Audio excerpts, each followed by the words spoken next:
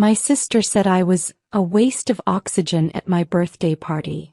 So I left with nothing and created a $40 million business she's now desperate to work for. Take a quick pause, hit subscribe and tell me where you're watching this from. It's amazing seeing this community grow across the world. The chocolate cake sat untouched on my parents' dining table, 28 candles flickering like tiny accusations. I should have known something was wrong when Mama kept checking her phone, her fingers drumming against the mahogany surface Daddy bought her for their anniversary. But I was too busy being grateful. Grateful my sister Kayla actually showed up for once. Grateful the whole family gathered in our cramped Detroit brownstone. Grateful to still be included. Make a wish, Nadia, Mama said, her smile not quite reaching her eyes. I leaned forward, closed my eyes and wished for what I always wished for. To finally prove I wasn't the family disappointment. See, Kayla was the golden child. Harvard MBA, corner office at Morrison & Klein, designer everything. I was the one who dropped out of community college to care for Grandma Letty during her cancer treatments. The one who worked 3 jobs just to keep my head above water. Before she blows them out, Kayla's voice cut through the room like glass. Can we address the elephant in the room? My eyes snapped open. She stood there in her $1,000 pantsuit, arms crossed, that familiar look of disgust twisting her beautiful face. Around us, my cousins Darius and Tiana shifted uncomfortably. Uncle Jerome set down his beer. Daddy's jaw tightened. Kayla, not now, he warned. But my sister had already decided this was her moment. She pulled out her phone, scrolling through something with deliberate slowness. I've been keeping track. Nadia's borrowed over $15,000 from this family in the past 3 years. The room went silent except for the hiss of melting wax. My stomach dropped like I'd swallowed concrete. Kayla, I paid back. You paid back $3,000. Maybe. She turned to our parents, her voice dripping with practiced corporate authority. I have receipts. Every emergency loan. Every just until payday promise. Mama, remember when she needed $800 for her car repair? That car's been sitting in the driveway broken for 6 months. Because I couldn't afford the full repair. My voice cracked and I hated myself for it. I told you that. Kayla's laugh was cruel. You know what you are, Nadia? You're a waste of oxygen. A 30-year-old burden who's done nothing but drain this family dry while the rest of us actually contribute something to society. The candles blurred through my tears. I looked at Mama, silently begging her to defend me. She opened her mouth, then closed it, her gaze dropping to her lap. Daddy stared at the wall like he could will himself somewhere else. Uncle Jerome cleared his throat uncomfortably. The car money went to Grandma Letty's prescriptions, I whispered. Her insurance wouldn't cover the new dosage, remember? I told you all. Always an excuse. Kayla's voice could have frozen hell. You know what? I'm done. We're all done. You want to be a leech? Fine. But not on my dime anymore. She looked around the room, her eyes challenging anyone to contradict her. No one did. Not even Tiana, who I'd helped through her divorce last year, who I'd babysat for countless times. The betrayal tasted like copper in my mouth. I stood slowly, my chair scraping against the hardwood floor. The sound seemed obscenely loud in the suffocating silence. 28 candles still burned, their light casting dancing shadows across faces I'd known my entire life. Faces that now looked away from mine. Nadia, baby, sit down, Mama finally said, but her voice was weak, defeated. Not the voice of a mother defending her daughter. The voice of someone asking me to make this easier on everyone else. Why? The word came out steady cold.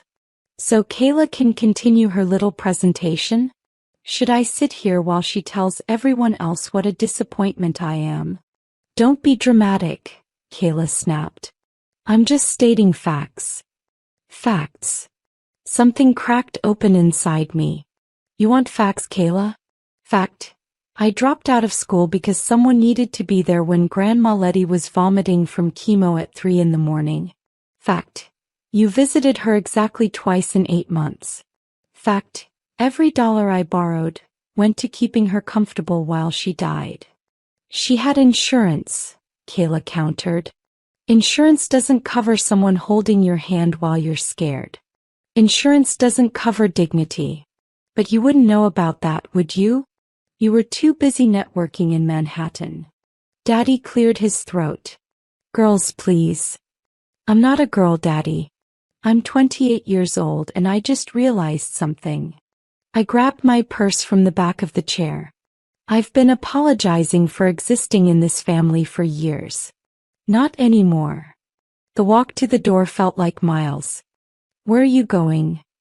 Darius called out, his voice uncertain. It's your birthday, Nadia. Don't leave like this.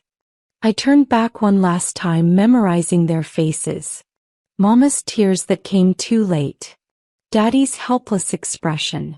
Tiana's guilt. Uncle Jerome's discomfort. And Kayla.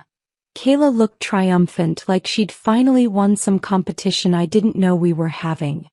I'm going to prove every single one of you wrong. My voice didn't shake anymore. It was steel.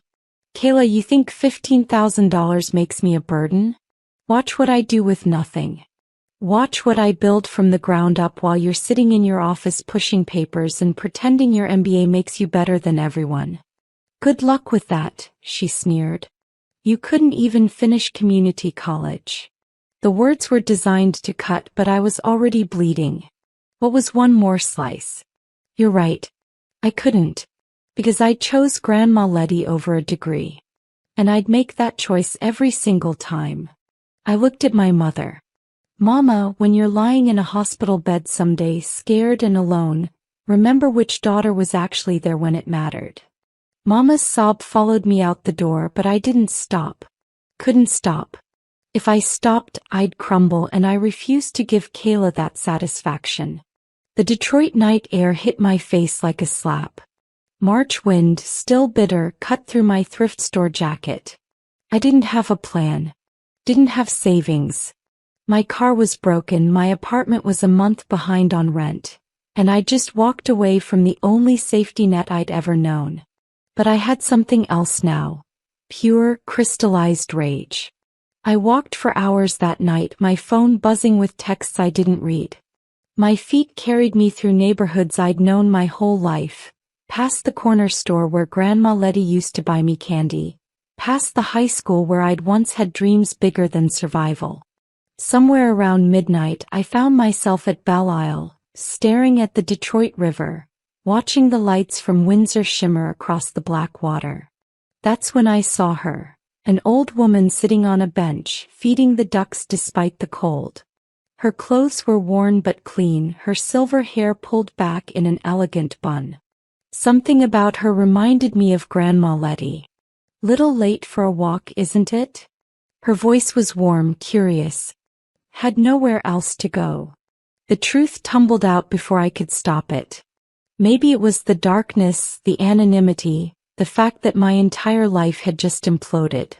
Just got called a waste of oxygen by my own sister at my birthday party. The woman made a sound somewhere between sympathy and disgust. Family can be crueler than strangers. They know exactly where to stick the knife. She patted the bench beside her. Sit. Tell Vera what happened. So I did. I told her everything.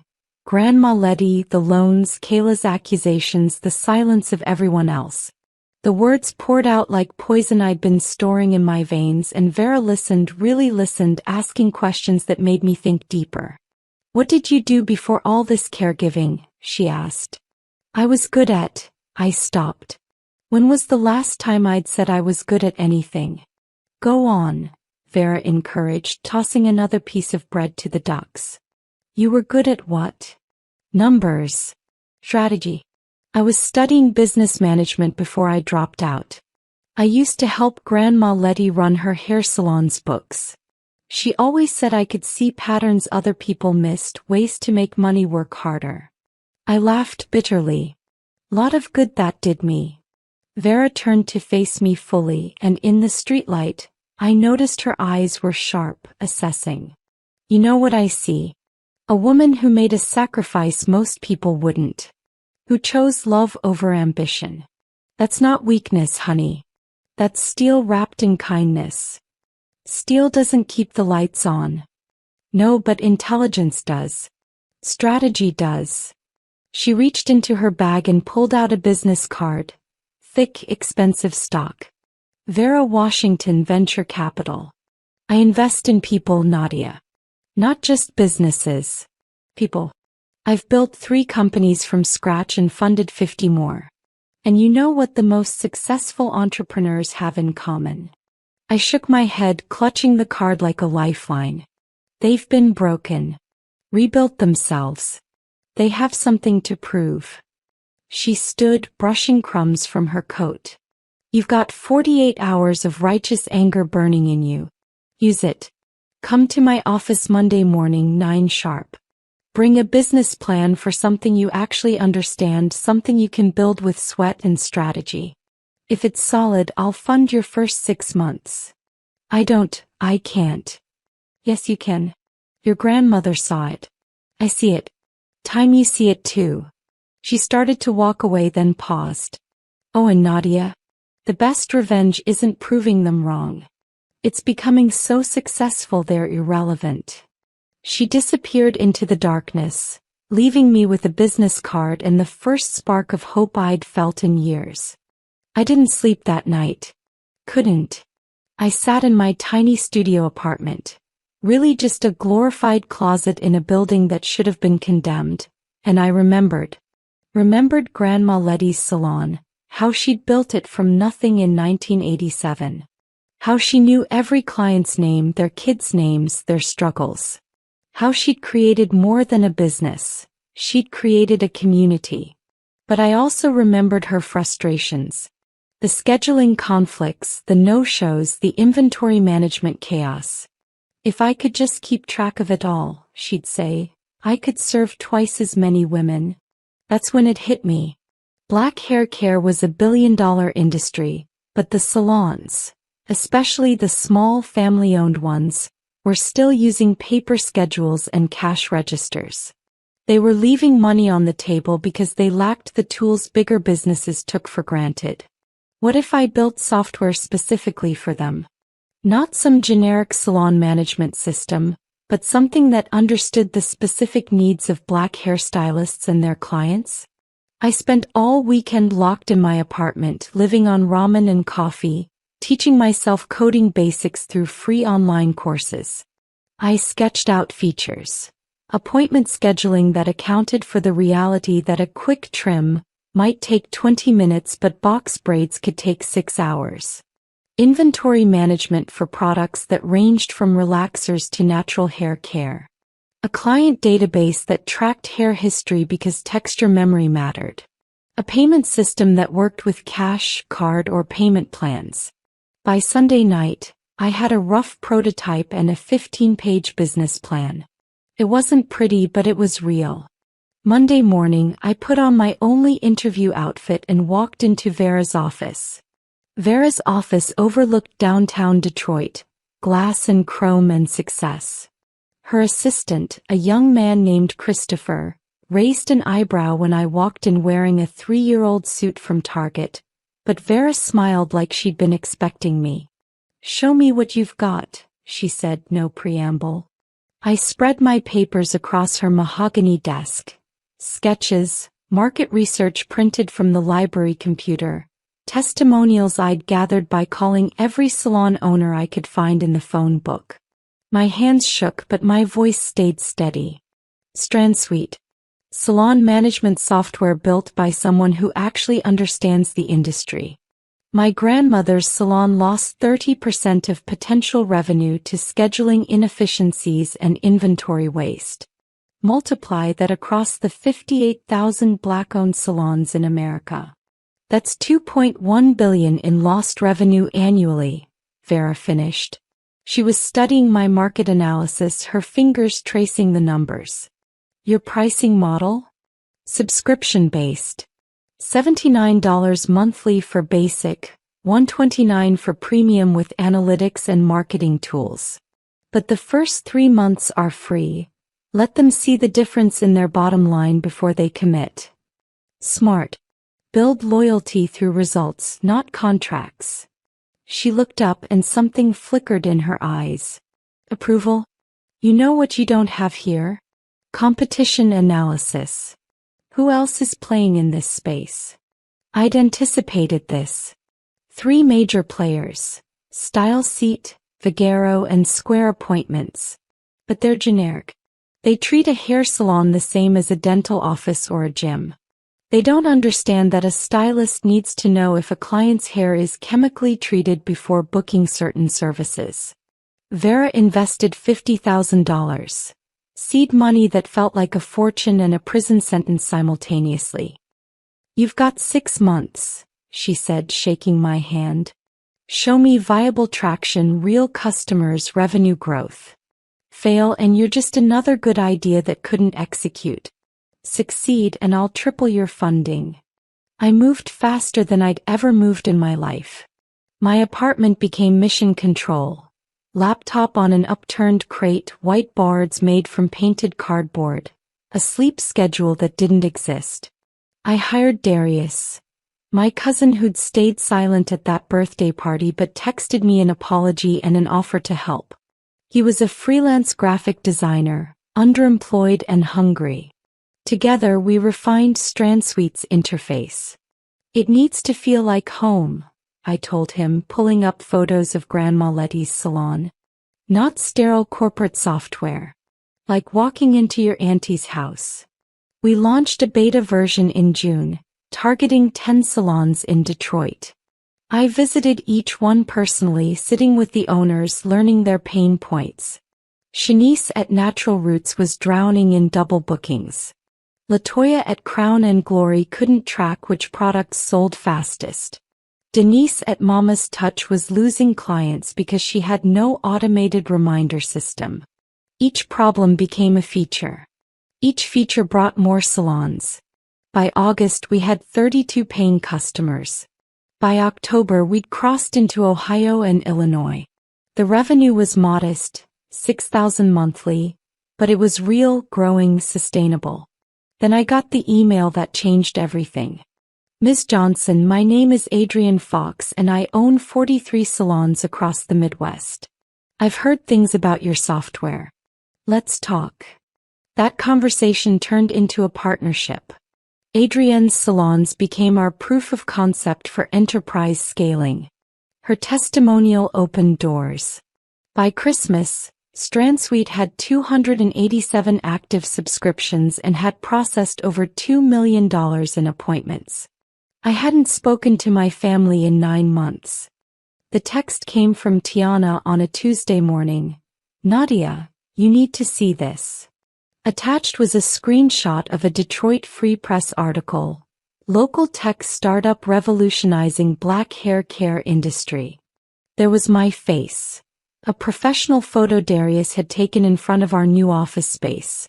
Next to a headline that made my chest tight. The article detailed StrandSuite's growth, interviewed salon owners whose revenue had increased by 40%, mentioned Vera's investment and her quote, Nadia Johnson is exactly the kind of founder Detroit needs. Someone who understands community, builds with purpose and executes with precision. My phone exploded. Old high school friends, former coworkers, people I hadn't heard from in years, suddenly interested in catching up. But nothing from Kayla. Nothing from Mama or Daddy. That silence hurt worse than the initial betrayal. You're trending on Black Twitter, Darius called from his desk. Our office was still small, 2 rooms above a coffee shop, but it was ours. Someone posted about how you're the real-life example of family doubted me, now I'm successful, story. I should have felt vindicated. Instead I felt hollow.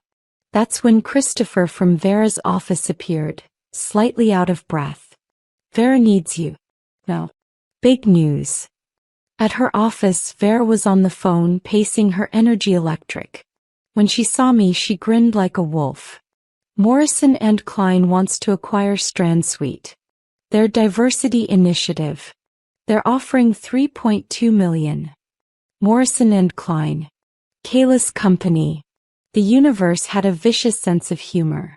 I know what you're thinking, Vera said after I explained the connection. But here's what I want you to think about instead. Is this the ceiling or the floor? Can StrandSuite be bigger than a $3.2 million exit? I thought about the hundreds of salon owners trusting us. About the expansion plans. About the AI features we dreamed up. We can be 40 million, I said. Give me 2 more years. Vera's smile was fierce. That's my girl. Tell them no. Saying no to millions felt insane and liberating. We doubled down instead. Launched in Texas, Georgia, California. Hired a team of 12.